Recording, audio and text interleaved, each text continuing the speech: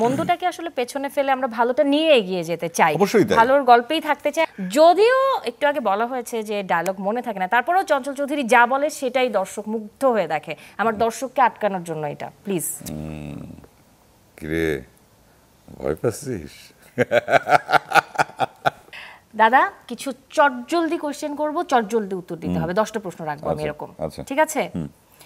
ওকে, জীবনে প্রথম ভালোবাসা এসেছিল কত বছর বয়সে? তখনকার ভালোবাসার সংজ্ঞাটা একটু আলাদা ছিল। তারপরেও যদি বলি, এই স্কুলে যখন পড়ি, কলেজে যখন পড়ি, ফার্স্ট ইয়ারে। ওইটাই আসলে সবার ভালোবাসা, ওই টাইমটা ভালোবাসার বয়স।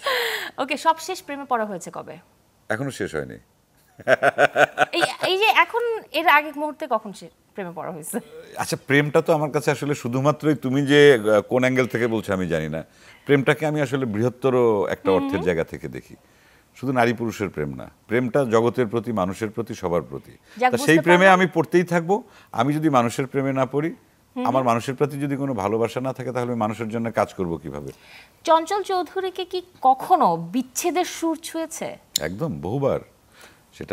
সেটা শুধু প্রেমের অ্যাঙ্গেল থেকে চিন্তা করলে হবে না, সেটা আমার আপনজন। আমি না প্রেমের অ্যাঙ্গেলে বলছি। হ্যাঁ, সেটাও হয়েছে। চঞ্চল চৌধুরী অনেকের পছন্দের শিল্পী, আমি জানতে চাইবো চঞ্চল চৌধুরীর পছন্দের দুজন অভিনেতা অভিনেত্রীর নাম। দুইজন অভিনেতার নাম বলি, মানে এই মুহূর্তে খুব বেশি সমসাময়িক সময় আসবো না, আগে থেকে অনেকেই আছেন। আগে ক্ষমা চেয়ে নিই যাদের নাম বলবো না বা বলছি না, অপশনই দিয়ে দুটো। হুমায়ুন ফরিদি ভাই আমার খুবই প্রিয় একজন অভিনেতা, আর আরেকজন হচ্ছেন ফজলুর রহমান বাবু। দুইজন অভিনেতার নাম বললাম। ফজলুর রহমান বাবু আমার অসম্ভব প্রিয় অভিনেতা। আর অভিনেত্রীদের ক্ষেত্রে যদি আমি বলি, সুবর্ণাপার অভিনয় আমি অত্যন্ত পছন্দ করতাম।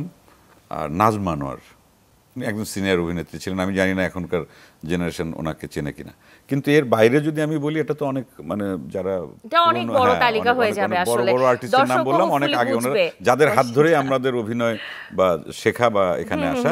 কিন্তু পরবর্তী প্রজন্মের মধ্যে অনেক অনেক প্রিয় অভিনেতা অভিনেত্রী আছেন, তাদের নাম আর এই মুহূর্তে না বলি। আমি তো প্রশ্নই করে রাখিনি যে কারণে। যাই হোক, চটজলদি কোশ্চেন আনসার ছিল যে কারণে ছোট ছোট করে প্রশ্নগুলো করছি। অনেকে আনন্দ থাকলে মানে গুনগুন করে গান গায়, তাই না? এটা আমাদের একটা স্বভাব। চঞ্চল চৌধুরী কি গান গায় গুনগুন করে আনন্দে থাকলে? এক এক সময় এক এক গান, কোনো ঠিক নেই।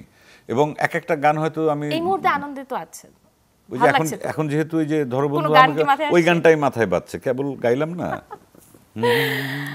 ওকে, কি করলে রেগে যায়? কেউ ভুল বুঝলে বা অবিশ্বাস করলে তখন প্রচন্ড রাগ হয়।